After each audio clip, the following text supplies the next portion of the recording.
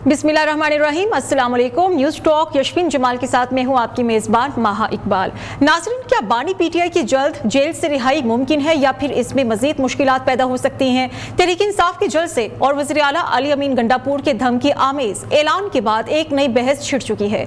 वज़ीर आला केपी के अली अमीन गंडापुर का गुज़श्ता रोज़ पीटीआई के जलसे में कारकुनान से तकरीर करते हुए कहना था कि अगर अगले 1 से 2 हफ्ते में बानी पीटीआई की कानूनी तौर पर रिहाई अमल में ना आई तो फिर वो खुद इनको रिहा कराने के लिए तहरीक का आगाज करेंगे, और अगर इस तहरीक में कोई रुकावट बना तो फिर इसके नताइज का वो खुद जिम्मेदार होगा। अपनी इस तकरीर में वज़ीर आला अली अमीन गंडापुर ने हुकूमत के साथ साथ रियासती इदारों को भी शदीद तनकीद का निशाना बनाया। अली अमीन गंडापुर ने कहा कि 9 मई बहाना है जबकि इमरान खान निशाना है।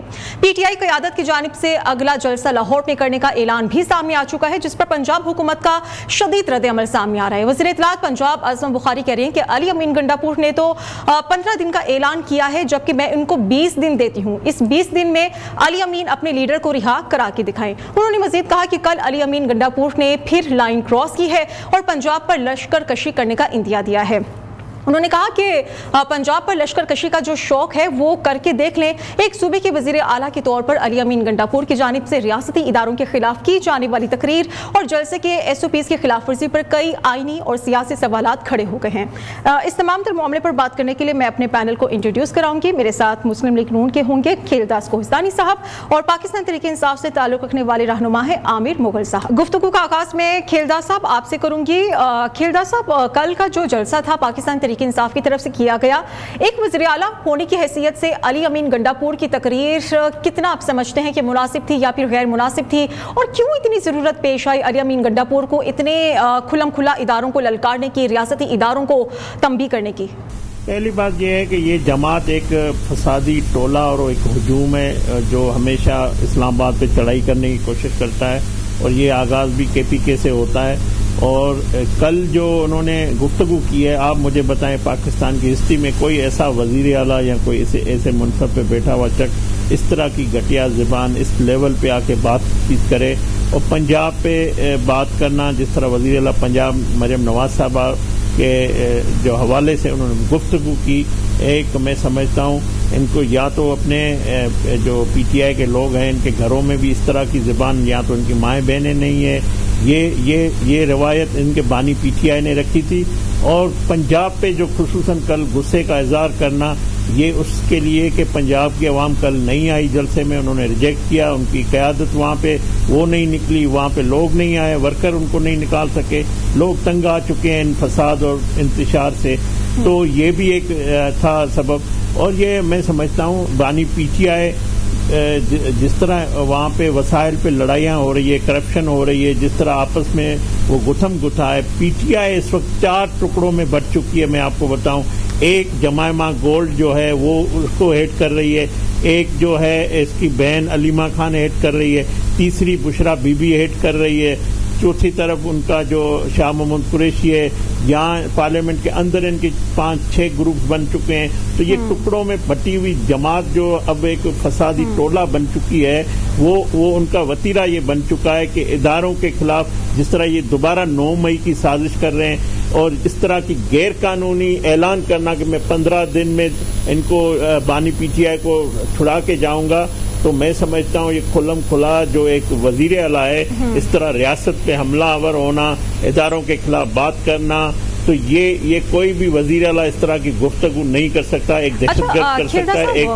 एक मुल्क PTI के जलसे को आप PTI के जलसे को कैसे देख रहे हैं? कामयाब था? क्योंकि PTI की तरफ से तो बड़ा कुछ कहा जा रहा है कि ये तारीख का एक बहुत बड़ा जलसा था।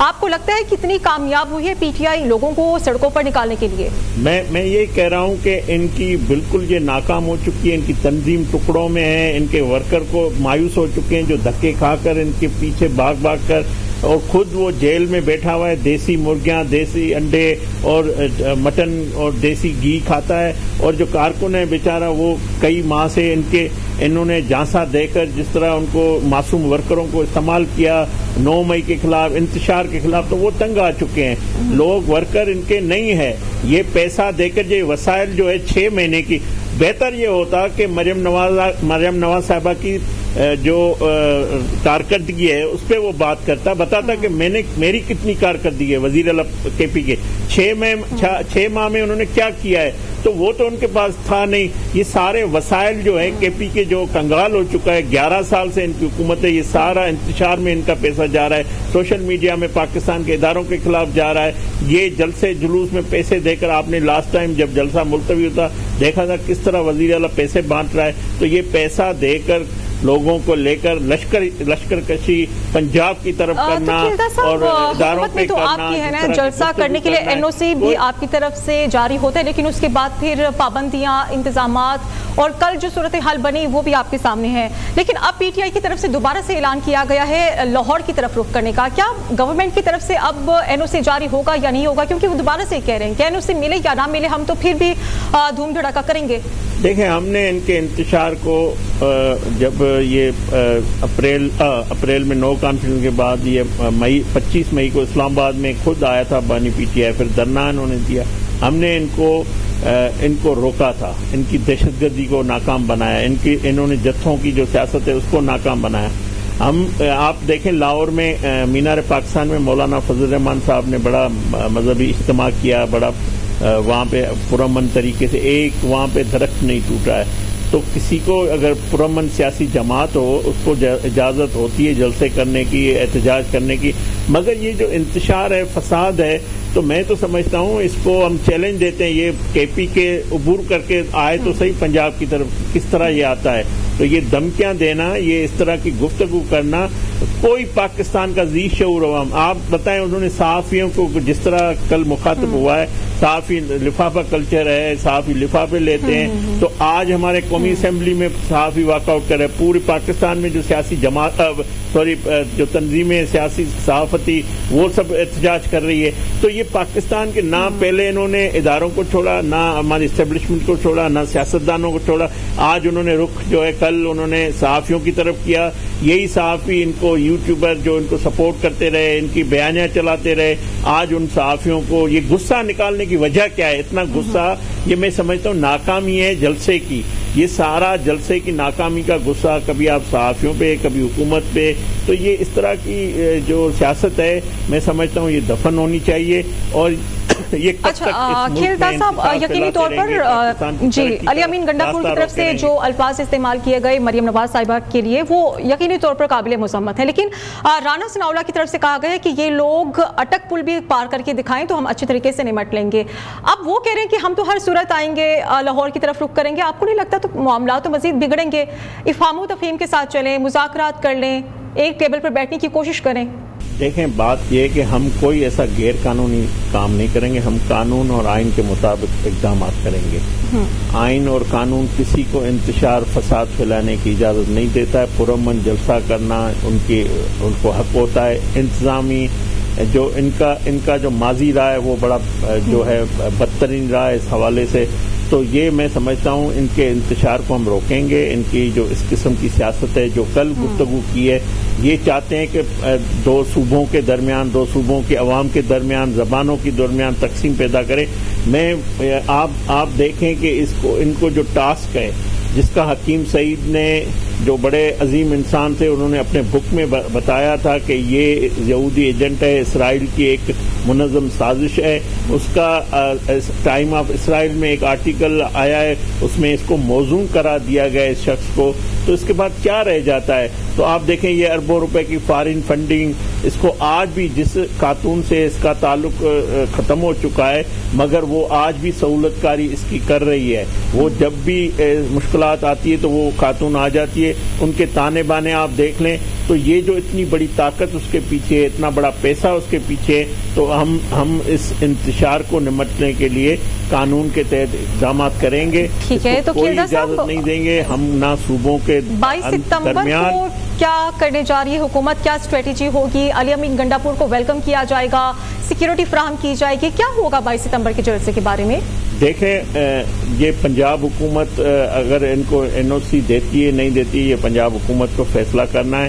میں بار بار یہ کہہ رہا ہوں ہم ان کے فساد کو جو جڑ سے کاٹ لیں گے، ان کے انتشار کو روکیں گے، ان کی جو تفریق کی سیاست ہے، ان کو جو اداروں میں تقسیم پیدا کرنے کی ان کی جو کوشش ہے، انہوں نے جو اداروں پہ حملہ، کل آپ نے دیکھا کہ انہوں نے کھلم کھلا اسٹیبلشمنٹ پہ یا اداروں پہ جو حملے کیے ہیں، صحافیوں پہ حملے کیے ہیں، سیاستدانوں پہ۔ مریم نواز صاحب ایک خاتون ہے، کیا ان کے گھروں میں مائیں بہنیں نہیں ہیں؟ تو یہ سارا یہ جو پاکستان میں یہ جو سیاست کو گندا کرنا، جس کو آپ کہہ رہی کہ سیاست میں اجازت ہونی چاہیے، تو مجھے بتائیں اس قسم کی سیاست کی اجازت ہونی چاہیے جس میں نہ ماؤں بہنوں کی تقدس، ان کے چادر چوردیواری کا خیال کیا جائے، نہ جو صحافی جو عظیم پیشہ ہے اس کا لحاظ کیا جائے، نہ اپنے اداروں کا لحاظ کیا جائے۔ ہمیں یہ بتائیں تو صحیح کہ یہ چاہتے کیا ہے اس ملک میں، یہ کس کے لیے اقتدار چاہتے ہیں؟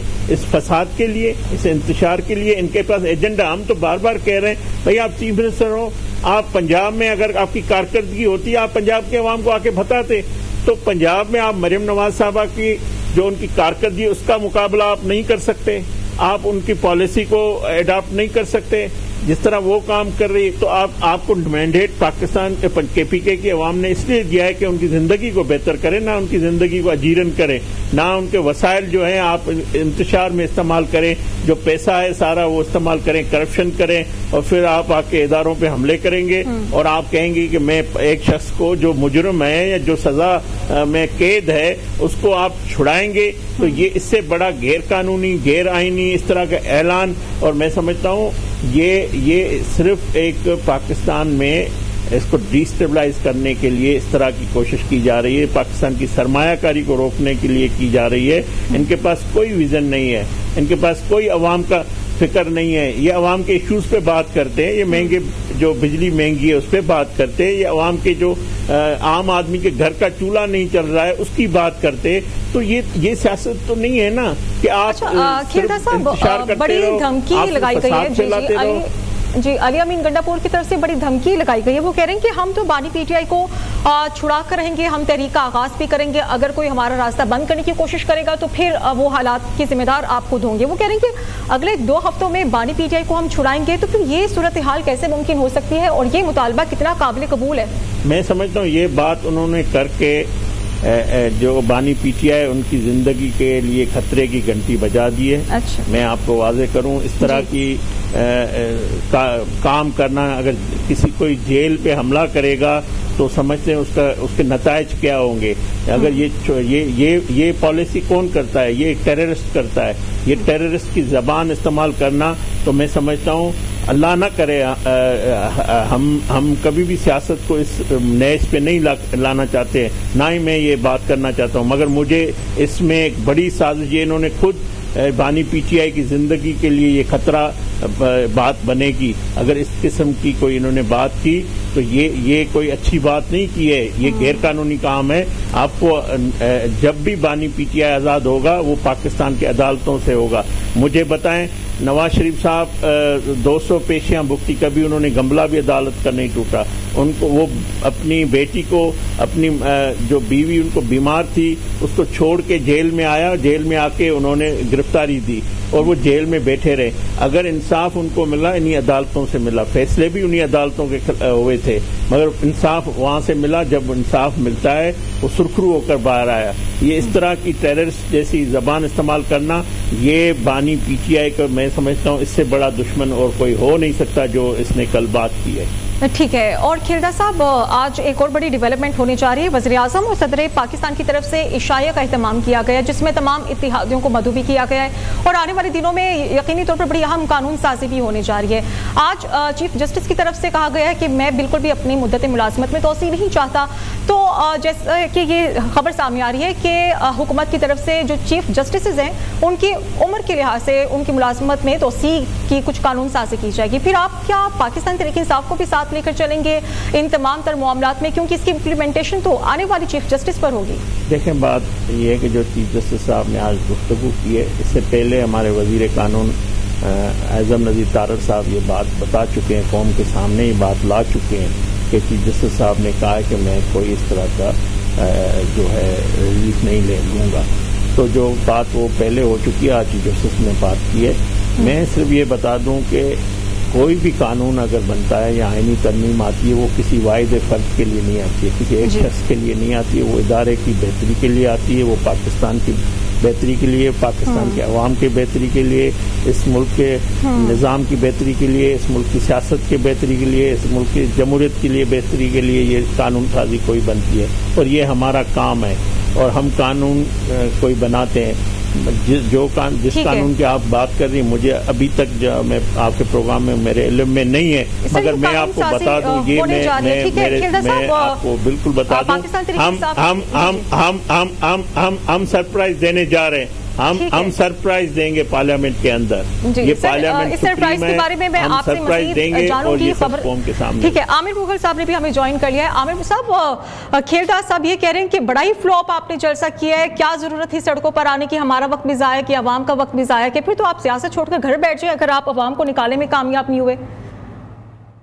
اگر انہوں نے جلسے کے مناظر نہیں دیکھے تو میں ابھی بھیج دیتا ہوں، دیکھ لیں، بلکہ آپ اپنے ٹی وی چینل پہ بھی دکھا دیں، اور اس کے بعد آپ بھی فیصلہ کر لیں، کھیلداز کوستانی صاحب بھی فیصلہ کر لیں، اور عوام بھی فیصلہ کر لے گی کہ جلسہ فلاپ تھا یا کامیاب تھا۔ تو اتنی جرت ہے ویسے آپ کے چینل میں کہ جلسے کی جو میں فوٹیج بھیجوں گا وہ چلا سکیں۔ دکھاتے رہے ہیں جلسے کی، تو کھیلدار صاحب نے کہا ہے نا کہ فلاپ جلسہ تھا، تو کھیلدار صاحب نے تو یہی کہنا ہے نا، انہیں اور کس چیز کی تنخواہ ملتی ہے؟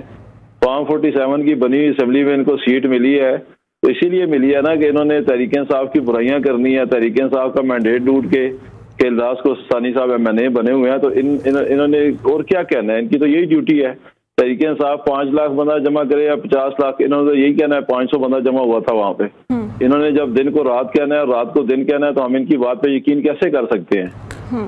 کھیلدار صاحب، آپ نے عامر مغل صاحب کی بات سنی، ان کی طرف سے کہا گیا کہ تو پھر آپ کا کام ہے، آپ ایکسیپٹ ہی نہیں کرتے، حقائق کچھ اور ہوتے ہیں اور آپ حقیقت کو تسلیم کرنے کی طرف آ ہی نہیں رہے ہیں۔ بات یہ کہ جلسے میں 500 لوگ تھے یا 5000 لوگ تھے یا 15000، اس کی کوئی تاریخ میں حیثیت نہیں ہے۔ جلسہ کیوں کیا گیا ہے، جلسے میں کیا بات کی گئی ہے، جلسے سے کیا مقاصد حاصل کیے گئے ہیں، تو وہ دیکھنے کی ضرورت ہے۔ میں سمجھتا ہوں جو کل انہوں نے اپنی سیاسی قبر کا وہاں پہ کھودی ہے، جو زبان استعمال کر کے اسٹیبلشمنٹ کے خلاف پہلے ہی وہ کرتے آئے، صحافیوں کے خلاف، خواتین کے خلاف، یہاں وزیر اعلیٰ پنجاب کو ٹارگیٹ کرنا، تو پاکستان کا کوئی ذی شعور آدمی، پنجاب کا ہو، KPK کا ہو، بلوچستان کا ہو، سندھ کا، کوئی بھی اس قسم کی گفتگو نہیں چاہتا، نہ پاکستان کے عوام اس طرح کی بات کرنے والوں کو سپورٹ کریں گے۔ تو میں تو وہ اس کی اہمیت ہے۔ باقی جو یہ میں بار بار آپ سے پوچھ رہا ہوں کہ ہمیں یہ بتا دیں کہ ان کی سیاست کا مقصد کیا ہے، یہ چاہتے کیا ہے؟ کھیلدار صاحب، یہ سوال میں عامر صاحب سے بھی پوچھوں گی کہ ان کی سیاست کا مقصد کیا ہے۔ ایک بریک لے لیتی ہوں، بریک کے بعد دوبارہ سے جوائن کریں گے، اسٹے ود اس۔